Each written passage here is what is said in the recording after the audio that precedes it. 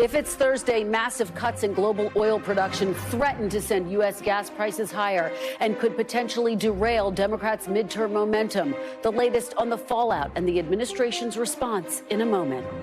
Plus, a federal court ruling deems DACA illegal but allows the program to remain intact for now. What it means for the future of the Obama-era immigration program and the hundreds of thousands of dreamers already in the country. Ahead. And breaking news on the Biden family, the Washington Post now reporting federal agents have enough evidence to bring charges against President Biden's son, Hunter Biden. But will they? The very latest.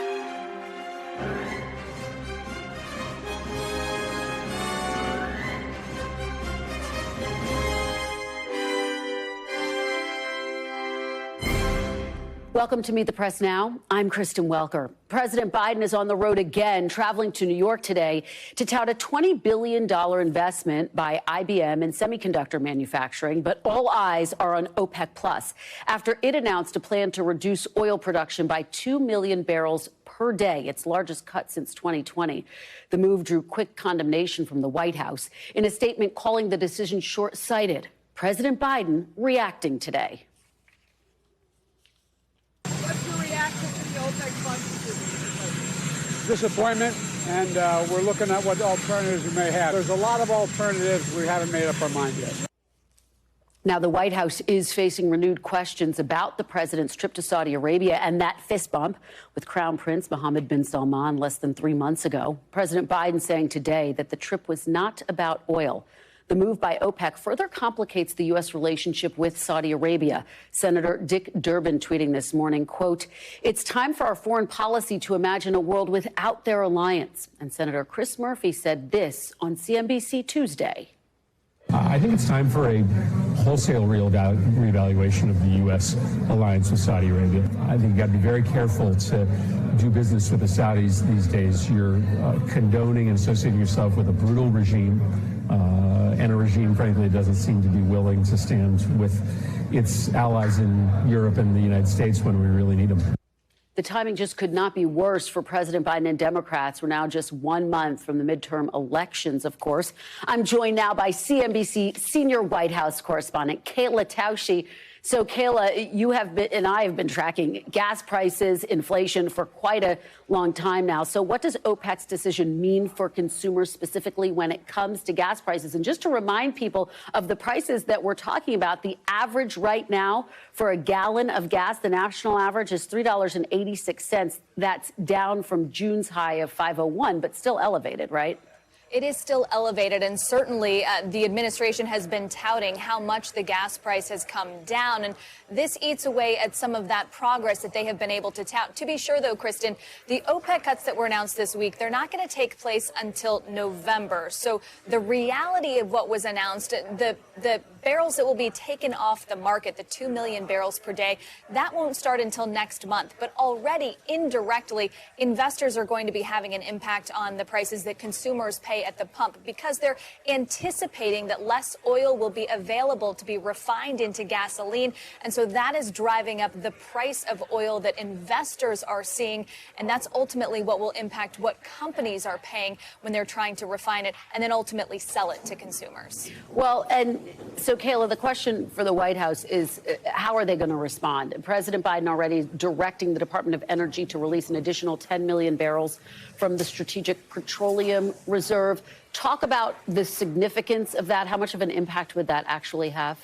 Well, no doubt, Kristen, the biggest impact on that decline in gas prices has been the release of 180 million barrels from the emergency reserves that are located in 5 caverns in Texas and Louisiana. They've been doing that over the course of 6 months, and the 10 million barrel announcement by the president is just part of that bigger strategy that's been going on for the last several months. I spoke to NEC Director Brian Deese yesterday. He said they're willing to do more, but they might run into opposition from Republicans Republicans, which have been saying that there's a real national security risk to have so little oil available in a time of need for a rainy day, perhaps. Those reserves are nearing a 40-year low, and the administration has said it's not going to start replenishing them until probably next year. Well, and we're hearing also as another potential move that the White House could make, the possibility of easing sanctions on Venezuela. That would not come without controversy. What are you hearing in that regard? Well, certainly there's been a few different storylines on that. The Wall Street Journal reported that the administration is set to ease sanctions on Venezuela.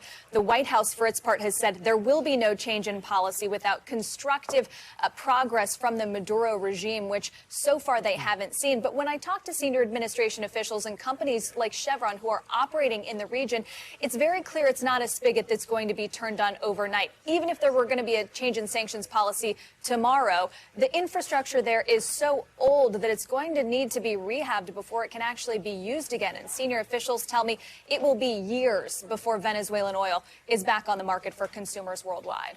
Well, that certainly puts it into perspective. Kayla, talk a little bit about the reaction that you are seeing and hearing in Europe. And obviously, in talking to administration officials over the past several months, what they're really concerned about is the possibility that Europe will dip into a recession, creating a global recession. So what are European leaders and officials saying?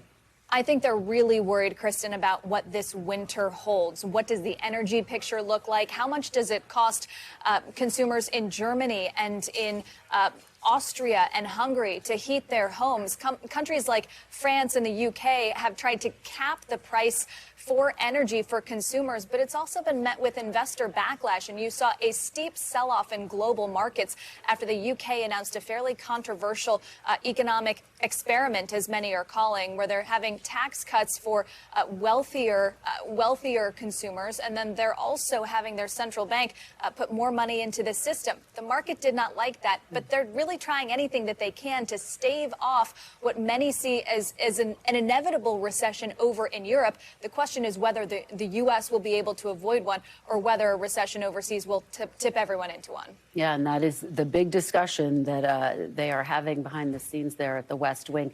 Kayla Tausche, thank you so much. Always great to see you. Appreciate your reporting very much. Joining me now on set is Tia Mitchell, Washington correspondent for the Atlanta Journal-Constitution, Democratic strategist Adrienne Elrod, and Republican strategist Brad Todd. Thanks so much to all of you for joining me for an extensive panel throughout the hour. Really appreciate it. Tia, I want to start with you. You heard Kayla talk about how jittery the White House is when they think about what could happen in Europe, when they think about the possibility of gas prices rising here. Now, she pointed out, look, gas prices may not start to rise for several months because of this decision by OPEC, but is the mere concern that they're going to rise, could that possibly have an impact on the midterms? I think the mere concern and also just the short term, in the graphic you showed, gas prices are starting to inch back up just a little bit. And all of that is bad news for President Biden because he has been taking credit for the prices coming down. And so now you will expect Republicans to blame him for any fluctuation going the other way. And then they're also blaming him for not, using those partnerships with Saudi Arabia to try to, avoid this decision that OPEC made. So you're already seeing those attacks starting to happen. Yeah, you talk about that controversial trip to Saudi Arabia, that fist bump, Adrienne, that got criticism and some backlash at the time. And the president is saying, look, that trip didn't have to do with oil, but certainly that was the backdrop. Do you think that a trip like that is now backfiring? Those optics are backfiring again at a critical moment for the president and Democrats. Yeah, perhaps. I don't know how much that fist bump is penetrating into the living rooms of American families who are seeing their gas prices go down and then go up a little bit more. But I think what matters the most here, Kristen, is that President Biden talk about the accomplishments that he's done as president to try to lower costs for American families. Of course, passing the Inflation Reduction Act, historic clean energy investments that we've never seen before. So much to talk about in that bill. I think as long as he goes out there and says, listen, I'm doing what I can. I just released 10 million more barrels from the SPR today. I have worked to lower gas prices. I will continue to stay on this. But we also have to be reliant on our own clean energy sources here in the United States. And I also put money where my mouth is, and I passed a bill that will do just that. Brad, what do you make of this moment? Because a couple of weeks ago, we talked about the fact that Republicans are actually pulling back from focusing solely on inflation and gas prices. They're starting to talk, for example, a whole lot about crime. Do you think we're going to see that shift again in these closing weeks? I think you will. You know, it didn't have to be this way. When Joe Biden was elected, gasoline was about $2 a gallon in America. By Election Day this year, it's going to be about $4 a gallon. That's something every American can understand. Didn't have to happen this way. Joe Biden's first week in office, he had sweeping executive orders that sent a chilling message to investment in oil and gas, and it plummeted as a result. We don't have to go overseas for oil and gas. We have enough oil and gas here, but we have to have a president who's committed to exploration and committed to production. Joe Biden's not. Mm-hmm. Adrienne, you want to respond quickly? And then I respectfully disagree because, again, President Biden has passed 4 major economic bills, including the Inflation Reduction Act, which does more than any other legislation that's ever been passed to address the clean energy crisis that we have in this country, to make it more clean energy jobs and invest in more clean energy technologies. He's making it very clear that we cannot just rely on oil to fuel us. We've got to rely on clean energy investments, and he has done that without any Republican support. But you can't put a windmill in your gas tank. It was a mistake to do what he did in 2021. He got way ahead of himself on clean energy transition, which he promised the Elizabeth Warren wing of the party. But the fact of the matter is we have to have oil and gas. We have to have refineries. We have to have them in the United States of America, or else we're going to be begging Venezuela. He's also done a lot to invest in environmentally more friendly vehicles and electric vehicles. This continues to be really the debate of our time, and an ongoing debate, not just on the campaign trail, but in every election and as the country thinks about how to move forward. I do want to, as we talk about the closing arguments that Democrats and Republicans are making, play a soundbite from you from the DCC chairman, Sean Patrick Maloney. Take a listen. This was his reaction to the Saudi move. I'm going to get everyone's reaction on the other side. On gas prices, the president has released 90 million barrels from the Strategic Petroleum Reserve. We're going after the big oil companies for price gouging, and we're increasing domestic and international supplies. Now, that's a plan. The other side is trying to exploit these frustrations. But look, at what we disagree on is also your reproductive freedom. So while we agree that prices are too high and we need to do something about it, the fact is the Republicans disagree that you should make personal health care decisions for yourself and have ripped away 50 years of reproductive freedom. Tia, boy, that was a sharp left turn right back to abortion, which is clearly what Democrats want to be talking about. Do they run the risk of over-focusing on that issue, which is clearly energizing for a number of voters? Yeah, I don't necessarily think it's overreaching, but I think Democrats know that voters' number one concern is those economic issues. It's prices going up, it's inflation, it's the money they pay at the grocery store. So I think, yes, Democrats want to focus on abortion because for them that's a winning issue. You know, abortion restrictions are unpopular. But they know they can't avoid these economic issues, and that's what makes it harder if prices are not going the way Democrats and voters want. Well, absolutely. I mean, Adrienne, does it feel like he was trying to avoid that central issue by pivoting so aggressively to abortion? That was a pretty strategic pivot right there. No, but I think, look, you got to follow up by saying this is what we have done. 4 major economic bills, including the Inflation Reduction Act, which lowers costs for American families, historic, job creation, clean energy jobs, lowering your prescription drug costs, et cetera. You've got to follow it up with that. But I will say this, Kristen, if you look at the closing ads that we're seeing in a lot of states, especially from Democrats, they are on abortion. Why? Because it works. And I do agree with you that, yes, the number one issue may be inflation and costs for families. But when you are an independent swing voter and you're looking at a 6-3 Supreme Court for not just the next 2 years, but potentially the next 15 or 20 years, it is making people realize that we have the power of our vote. That is the only influence we have, which is why, again, abortion, reproductive rights is such a huge issue this cycle. Brad, what is the reality check about how jittery Republicans are about this near singular focus on that issue, which has been energizing? Well, first off, like Kansas and the special election in New York. The Senate battlegrounds is really a microcosm of the country. It's 7 states that were decided by 2 points or less in the last presidential election. They're all closely fought states. Both parties could plausibly claim that they have a strategy to win in all those states. But in the end, independent voters decide what the election's about. Congressman Maloney's not going to pick it, and other candidates aren't going to pick it. The voters decide, and independents in particular decide. And right now, they're telling us their election's about inflation. Let me just have you all weigh in very quickly. The White House just announced it is pardoning all federal offenses of simple marijuana use. Tia, how's this going to play with swing voters? I think this is another pretty populist decision. It's going to play very well to Biden's base and those people who he doesn't want to stay home because they've decided, we put him in office and he's not doing what we want. But I do think independents, we know that marijuana now, its usage, its medicinal purposes is pretty, again, popular among all segments. Even the libertarian wing of the Republican Party has been pushing for this.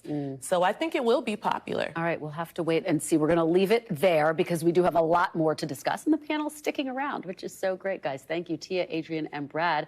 Talk to you in just a minute. We do want to turn now to some breaking news. The Washington Post is reporting that federal agents investigating Hunter Biden have gathered what they believe is sufficient evidence to charge the president's son with tax crimes, as well as making a false statement related to a gun purchase. Now, NBC News cannot confirm this reporting, and the Justice Department is declining to comment. NBC's Ken Delaney joins me now with the very latest. So, Ken, break this down. What's the big takeaway here right now? No charges yet. And, of course, that's part of the headline as well. That's right, Kristen, because the decision will ultimately be made by prosecutors, and specifically the U.S. Attorney in Delaware, who's a Trump appointee and a holdover. And it's also important to point out context here, which is that agents investigating a case are often more aggressive about wanting to charge that case than prosecutors are. And it's ultimately prosecutors who make a decision. I should also tell you we have a statement from Hunter Biden's lawyer, Chris Clark, who says, in part, as is proper and legally required, we believe the prosecutors in this case are diligently and thoroughly weighing not just evidence provided by agents, but also all the other witnesses, including witnesses for the defense. So he's essentially saying this decision has not been made. We don't know any differently, but the Post is saying that the agents investigating this tax case decided months ago that charges were warranted. And just so people understand, this is an investigation that's been going on for years. Hunter Biden, the president's son, made a lot of money in various business ventures. You may remember that he was paid as much as $50,000 a month by a Ukrainian energy company called Burisma. Apparently, he did not pay his taxes, and we know that because it was disclosed last year that he repaid a significant bill to the IRS for back taxes. The question always in these cases is, when does it become criminal tax evasion? And again, what the Post is reporting, Kristen, is that federal agents believe they have a plausible case to charge him, Hunter Biden, with tax charges, but the final decision will ultimately be made by the U.S. Attorney in Delaware, Kristen. And Ken, just very quickly before I let you go, any sense of a timeline about when we might get a final decision? No, but we're in what is traditionally considered a quiet period before an election, where the Justice Department is loath to take action in a criminal case that could be perceived as influencing an election. And this would certainly appear to qualify, even though Hunter Biden obviously is not on the ballot, nor is his father. But, this Hunter Biden case has been such a bête noire of the right, and is such a feature of Republican talking points that it's hard to imagine the Justice Department would act before the fall midterm elections, Kristen. All right. Well, that is really important context. Ken Delaney, and thank you so much for helping us break down this breaking news.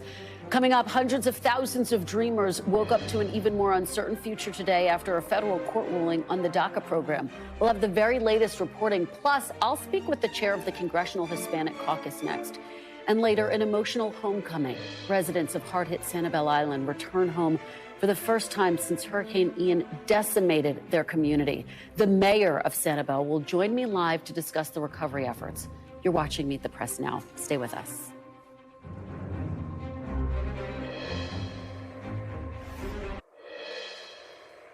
Welcome back. Over 500,000 DACA recipients will be allowed to stay in the U.S. as an appeals court granted them temporary relief, ruling that recipients known as Dreamers can keep and renew their status for now. But the ruling is only temporary and sends the question of the program's future back down to a lower court. Now, that directive comes as the Biden administration's revised DACA rules are slated to go into effect later this month. The DOJ released a statement on the ruling saying it, quote, respectfully disagrees with the decision and will continue to vigorously defend the lawfulness of DACA as this case proceeds. Joining me now to discuss this is NBC's Julia Ainsley to break down what this means for the future of DACA recipients. So, Julia, What does it mean for DACA recipients? What should they know about this? Well, somebody today told me that it's like DACA is dead, but the funeral will be in a few months. Essentially, the court decided that DACA is illegal, but they're allowing people who have DACA to keep it while not allowing for new people to apply to be in the program. But what that could mean is that in the very near future, we could see over 600,000 DACA recipients start to lose their work authorization. In fact, I spoke to someone today who was a pediatrician, a doctor, who says she's been through med school, she's doing her residency, and she just wants to know, can she stay in the United States? And like so many DACA recipients, now the children have to, the children of people who were brought to the country illegally by their parents have to figure out their status, while a lot of their parents have already, in the meantime, gotten green cards, started the path to citizenship. So you could be looking at families where the parents who brought their children get to stay, and those children who came when they were toddlers, some of them, actually have their future in this country in question. So legally speaking, Julia, what happens next? What are the next steps here? Well, it's interesting. We are now looking at a scenario where it could either go back to the lower courts or to the Supreme Court, potentially both. The Fifth Circuit asked the lower court to go back and look at that new DACA ruling from the Biden administration, see how that might fit, and if they could consider whether that's legal. That's unlikely to be deemed as legal. In fact, the Justice Department even said they don't think it materially changes the DACA rule in the first place. But you could also see an appeal from the Biden administration or from the states who want DACA to end to appeal it, because it was really a mixed bag yesterday. Both sides could have a problem with that ruling. So we have to wait. Any sense of the timeline of when we might know where it goes next legally? Not really, but the thing we're really looking to is whether or not Congress could act, particularly in the lame duck session, because we know that the district courts could be very quick to find this illegal. The Fifth Circuit could strike it down. The Supreme Court very likely could strike it down. It all seems like a matter of months. Now the question is, could Congress actually come through, perhaps after midterms, to do a permanent fix? Because there's a lot of popular response for this. DACA is really popular. And you take me to my exact next question, which is that lawmakers, frankly, of both parties have been calling on Congress to come to some type of an agreement on this issue. And it's just evaded Congress. It's been too difficult to nail down the details, to agree, to get anything past both chambers. The question is, I guess, is now the time, and why would now be any different? I really don't know that it would be any different. I mean, we're hearing some sounds. Obviously, we talk to our colleagues on the Hill all the time. We were talking to people like Kristen Sinema, John Cornyn, talking about immigration reform, that it's something they want to bring up when they come back from midterms. But really, if you look at how far Congress has polarized since the last time we were talking about immigration reform, it's hard to find any Democrat or Republican that would agree to what was on the table and what actually didn't even pass in 2014. So it's hard to see how broader immigration reform could pass. Maybe there's an appetite for something really narrow on DACA. So we'll see. We will see. Julia Ainsley, thank you as always for your great reporting. Appreciate it very much. I'm joined now by Democratic Congressman from California and chair of the Congressional Hispanic Caucus, Raul Ruiz. Thank you so much, Congressman, for joining me. I really appreciate it. Thank you. Let me just get your gut reaction to this court ruling.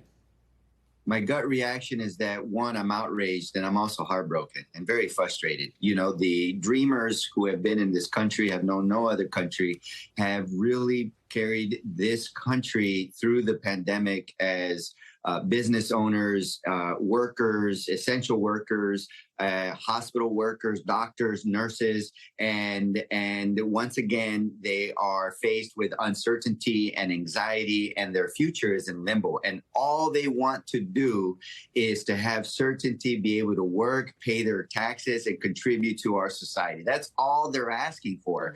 And your previous guest was absolutely right. We need a legislative fix, and the House Democrats made this our top priority. That's why last year, within the first 3 months, we passed the Dream and Promise Act with bipartisan support. So if anything, this ruling should galvanize our country, all the 78% Americans who support giving our dreamers a pathway to citizenship, and all eyes should be focused on the Senate to make sure that they now take up the Dream and Promise Act and pass it once and for all. And Congressman, I hear you, but I guess the question is, anyone who has been in Washington knows that this is something that has been discussed for years and years, decades. Why would now be any different? Why is now the moment? And what needs to happen to get it over the finish line?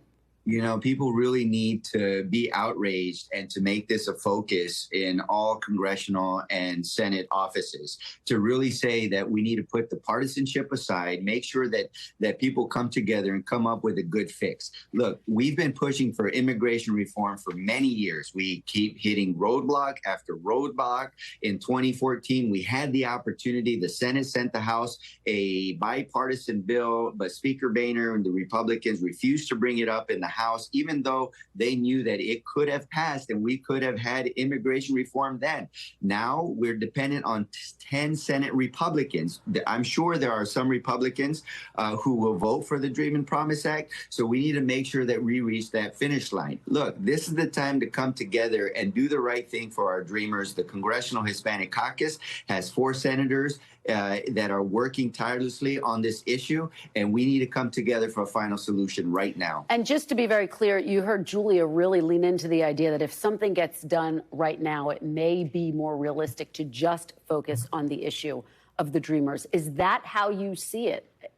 And in other words, is there no real chance for a broader immigration reform in this moment? Look, I think there's always opportunity. I'm an optimist. I think that we get things done when we work together in a bipartisan way. And I think that right now is the time to come together for our dreamers. Now, we want immigration reform because these dreamers have family members. They have parents. They have siblings. They have cousins. And we want to make sure that we don't go back to the policies where we rip families apart and make sure that they are able to have a stable, our nations, they would have a stable workforce, that we make sure that our borders are secure from guns, drugs, and people who want to hurt other people, and make sure that we have a pathway to citizenship for everybody, all the immigrants, an earned pathway to citizenship. Congressman, do you think, I hear you say to make sure the border is secure, do you think the border is secure? The vice president has said she believes it's secure. Look, when you look at the asylum seekers that are coming down, they pose no threat to our nation. These are people that are fleeing their violence from their home, extreme hunger due to climate change and devastation of their agricultural systems. But we also have to focus on the fentanyl and the other elements that are coming in. And so we got to support the CBP and to make sure that we do the right thing and prevent the illegal drugs and guns from coming into our country. But here's the point. When you mentioned earlier, the topic is dreamers. We have to stay focused on dreamers. And if we can get the Dream and Promise Act, if we can focus on DACA, then let's get a win for our dreamers and their families. Let me ask you, earlier this week, we reported that the White House is actually planning a post-midterm push on DACA. I'm curious, have you heard from the White House about this? Have you had any conversations with them? Are you optimistic that that's going to make a difference? Look, as the chair of Congressional Hispanic Caucus, we have a very fabulous task force on immigration reform. We've been meeting with the president, top cabinet officials. We've been advocating to strengthen DACA, to make sure that we protect our dreamers and that we find ways to keep their families together. So yes, I'm optimistic. The fight is not over. Have you had conversations with the White House, Congressman? Yes, I have. I've spoken with President Biden on numerous occasions, specifically about dreamers and what will happen with DACA. And he is 100% supportive of our dreamers, supportive of DACA, and making sure that we protect it to the best that we can. Has he given you any specifics about this post-midterm push? No, there's no specifics about the post-midterms push, but I know what we would like to do. We would like to make sure that, one, that it doesn't go away. That would be a big victory for us, because the Republicans have always tried to disintegrate and to abolish DACA. And so, two, we want to make sure that we give our DACA students the opportunity to fully participate with financial aid, with health care, and really flourish in our economy for everybody in our communities. I do want to ask you about something that I know you have been focused on. It's Hispanic Heritage Month, and President Biden has called for a museum of the American Latino to be built on the National Mall. He did that last week. This is something that your caucus is pushing for as well for quite some time now. Talk a little bit about the significance of this, why you're pushing for it, and what you think its impact would be. We've had some champions within the Congressional Hispanic Caucus, and as a caucus, we have led this effort to get this bill passed and to designate a National Museum of the American Latino. We have Tony Cardenas in the House and Bob Menendez, a senator, who have been instrumental in getting us to this point. Now, the key is that we advocated with the president, and the president confirms that there should be no other place other than the mall that would show the Hispanic community the respect and be symptomatic of the dignity that the Hispanic community has than on the mall. It is very important that we are centerpiece, especially since we are the largest minority group in the United States, and we have contributed greatly to this nation. And this nation is a fabric of so many different cultures. All right, Congressman Raul Ruiz, thank you so much for your time and for breaking all of this down for us. We really appreciate it. Thank you. Turning now to some breaking news from Capitol Hill. NBC News has confirmed Republican Senator from Nebraska, Ben Sasse, is expected to resign his Senate seat to become the next president of the University of Florida. Senator Sasse has been an occasional critic of former President Trump and voted to convict him in last year's impeachment trial. He's the sole finalist for the University of Florida position and is expected to accept the offer by the end of the year. Coming up next, unrecognizable, unlivable, and inaccessible. That's how residents and officials are describing Sanibel Island after Hurricane Ian slammed into the Florida community. Sanibel Mayor Holly Smith joins me next on where the island goes from here. You're watching Meet the Press now.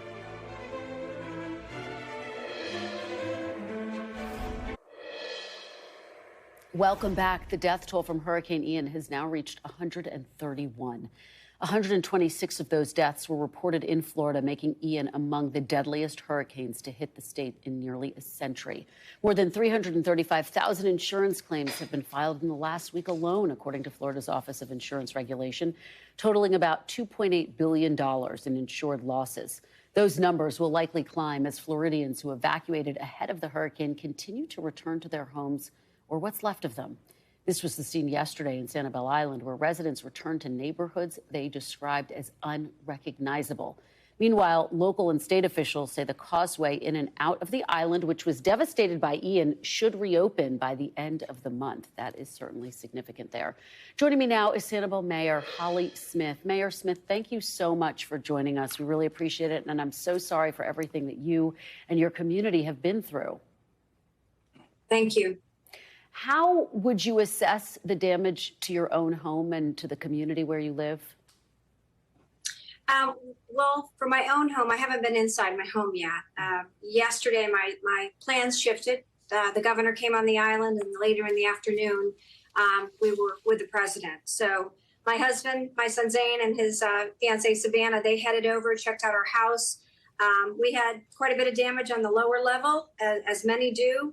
It's got to be mucked out. We had a breach in our master bedroom roof, but I consider ourselves very lucky compared to the rest of my family, which is the entire island of Sanibel. And I understand you had a chance to speak with President Biden. What did you say to him?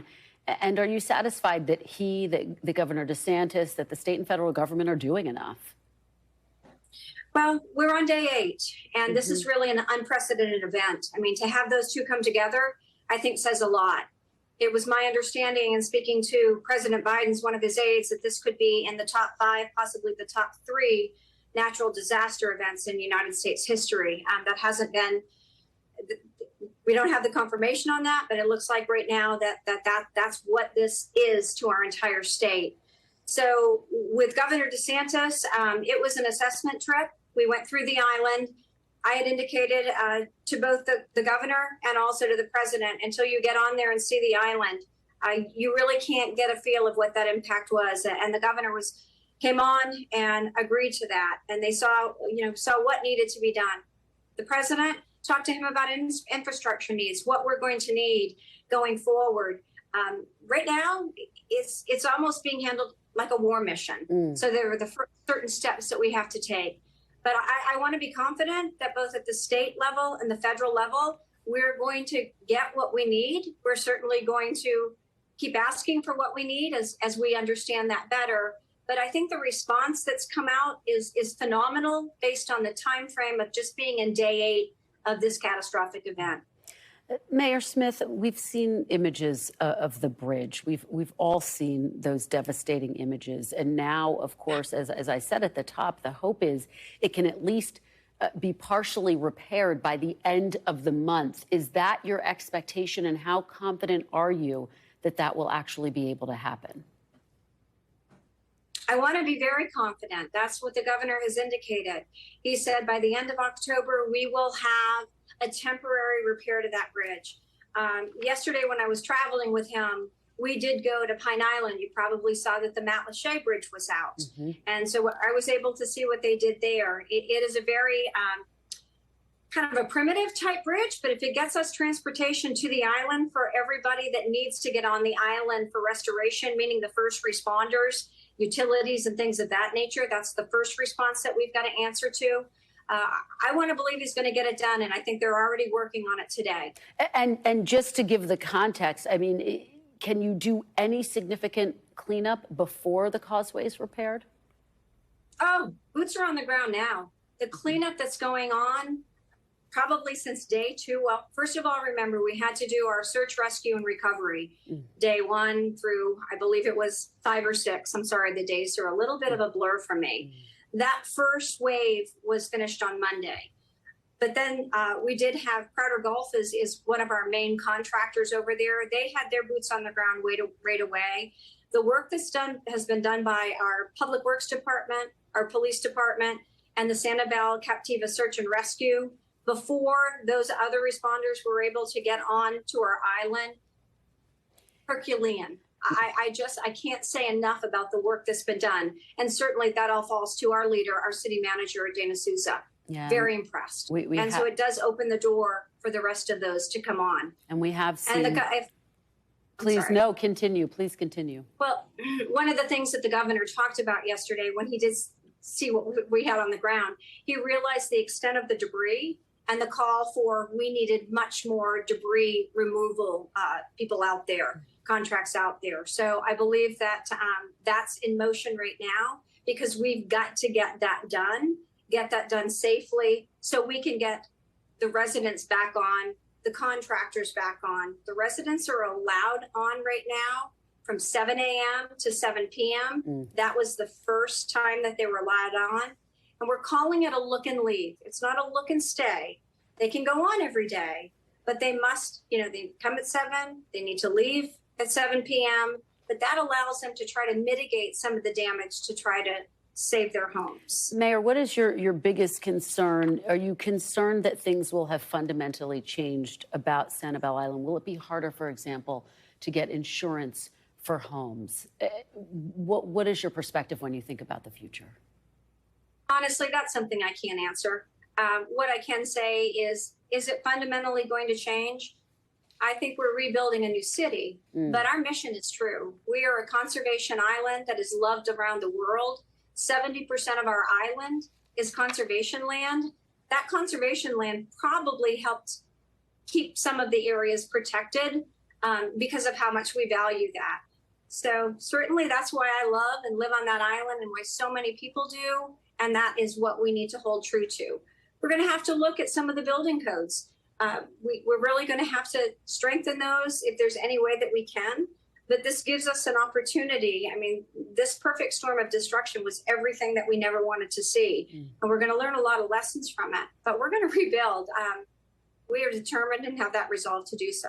Well, we hear your resilience echoed in the voices of so many with whom we have spoken in these past several days. Mayor Holly Smith, thank you. And our thoughts are with you and your community as you rebuild. Thank you for that. Thank you very much. After the break, Georgia becomes the latest state to push the fight over abortion rights into the national spotlight with less than 5 weeks until the midterms. What it means for November next. You're watching Meet the Press now.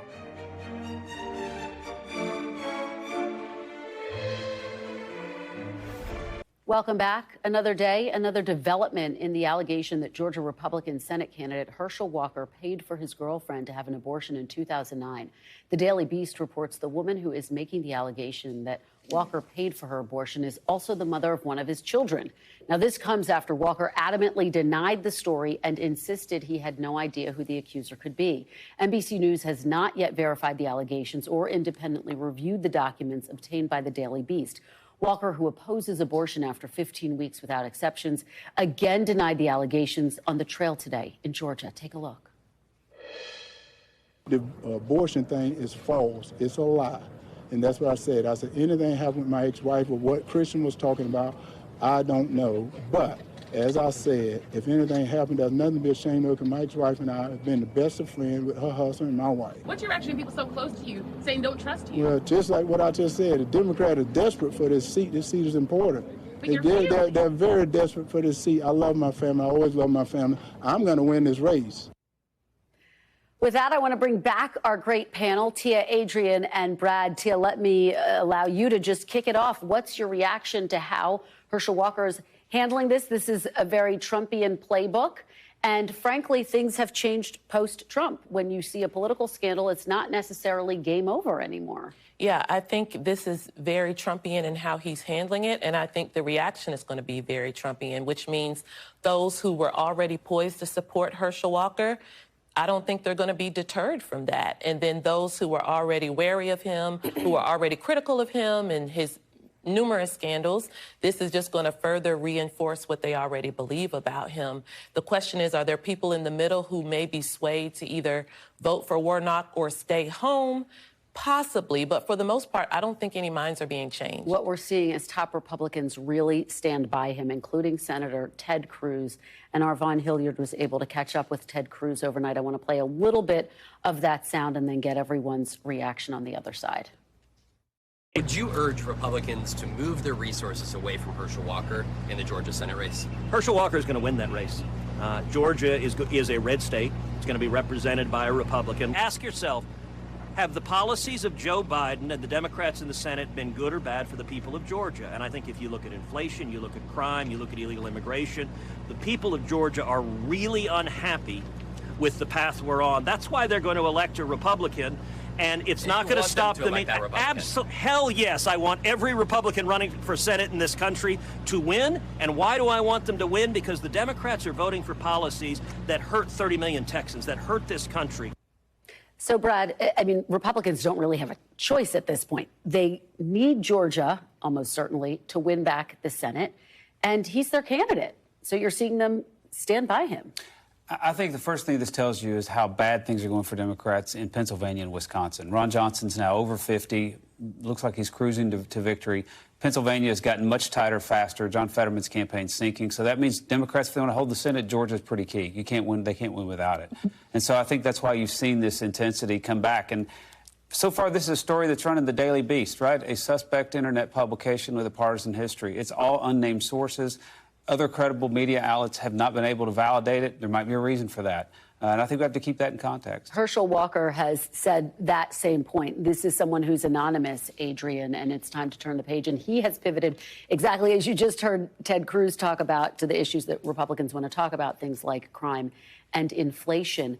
But do you think that the Democrats' response has been strategically smart? Because Raphael Warnock not really commenting except to say, look, I've been consistent in my support of abortion rights. Yeah, I think Warnock is playing this very effectively. I mean, first of all, he raised $26 million in Q3, which is outstanding for any candidate running. He's using that money to really drive home abortion on TV and the fact that Republicans have taken away women's right to choose. That was our right for 50 years. He's making that a central point of his campaign, but he's also choosing not to get into the muckety-muck here.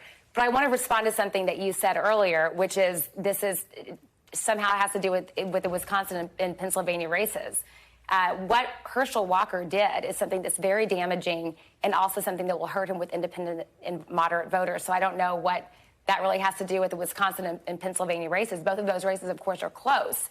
But this has nothing. I think this negatively impacts Republicans across the board because it just makes it look like there's more drama that they have to face and deal with. Brad, what about that? I mean, those are the voters who are going to make the difference in this Georgia Senate race. The voters who are in the suburbs, women voters who are watching all of this very closely. And this is a tight race.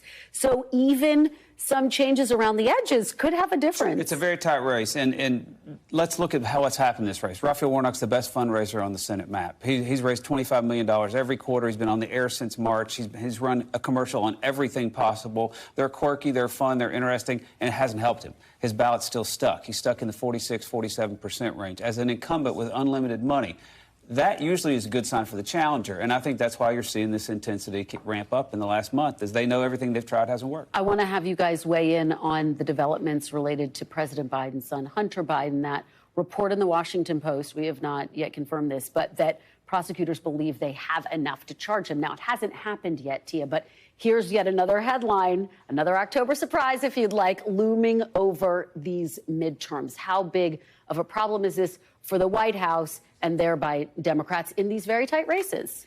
So my gut reaction, or my initial reaction, is this.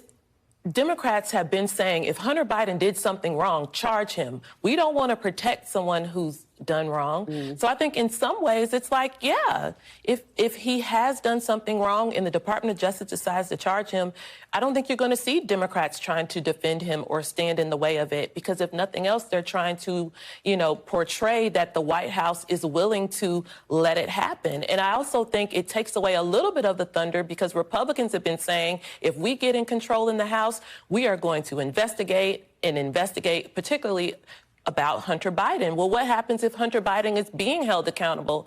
Then how do they say we need to also say Hunter Biden needs to be held accountable? Adrienne, quickly, how jittery are Democrats with the headline? Look, this is a storyline that Republicans tried to drive during the 2020 campaign. I was on Biden's campaign, and he is now president of the United States. So I don't think this is going to have much of an impact. And this is something, again, that Republicans want to use to distract. All right, Tia, Adrienne, and Brad, thank you all for a great conversation. Still to come, the past, present, and future of space exploration, featuring a special report on a beloved D.C. museum and live pictures as SpaceX astronauts arrive at the International Space Station. That's next. You're watching Meet the Press now.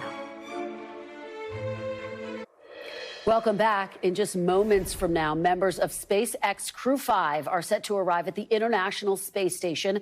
NASA TV is broadcasting the historic moment. The Dragon Endurance spacecraft is set to dock at the ISS at exactly 4:57 p.m. Eastern Time. Yesterday, SpaceX launched the 4-person crew, which includes 2 American astronauts, 1 Japanese astronaut, and 1 Russian cosmonaut.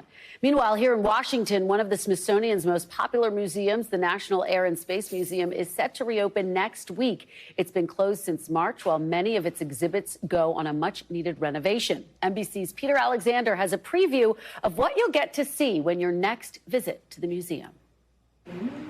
From the moment you set foot inside the National Air and Space Museum's main hall, you can't help but look up. America's journey to the sky and beyond will take you away. This new set of exhibits is really unlike anything anyone in America has ever seen. Absolutely. The experience for guests now more dynamic and interactive. This is what it would be like to be on an asteroid. Christopher Brown is the museum's director. Whether you're a child or an adult coming in here, the hope is, and certainly the expectation is, that you walk through here and you will learn something. It's all part of a 7-year, $1 billion effort to re-energize the museum, bringing it into the 21st century. The punctuation of a painstaking process where the Smithsonian's team removed and reinstalled countless artifacts, including a massive DC-3. Here you can relive our advancements in engineering, from the Wright brothers' first foray into flight. We want to inspire, we want to excite, and we want to create enthusiasm for the history of flight. To the ongoing missions by rovers like Curiosity, millions of miles away. I think the thing that many folks will realize, perhaps for the first time, is the size and scale of the activity that we're now doing on the surface of Mars. With an emphasis on inclusivity, the new displays feature women and people of color, including a T-38 flown by Jackie Cochran, the first woman to break the sound barrier back in 1953, who, when she died, held more speed and altitude records than any man alive. We want a little girl to walk into the museum, look around, and say, "This is amazing. I want to be part of this." Hollywood also takes a bow. It's not bad. I'll see what you can do with it. Hang on, back With R2-D2 and an actual X-Wing starfighter from the Star Wars franchise. This is the real thing. This is you the didn't real just thing. construct this. No, this is the real deal. Back in this galaxy, an in-depth exploration into our solar system, including engine pieces recovered from the bottom of the ocean, belonging to the iconic Apollo 11 mission that in 1969 put the first man on the moon. It's one small step for man, one giant leap for mankind. It's an extraordinary chance to get an up-close look at how we got to space. If it were standing on the pad and you could walk underneath it, this is what you'd see. With a renewed hope of inspiring the next generation. What a fantastic piece. Thank you to my colleague Peter Alexander for that great reporting. NBC News Now coverage continues with Hallie Jackson. Thanks for watching our YouTube channel. Follow today's top stories and breaking news by downloading the NBC News app.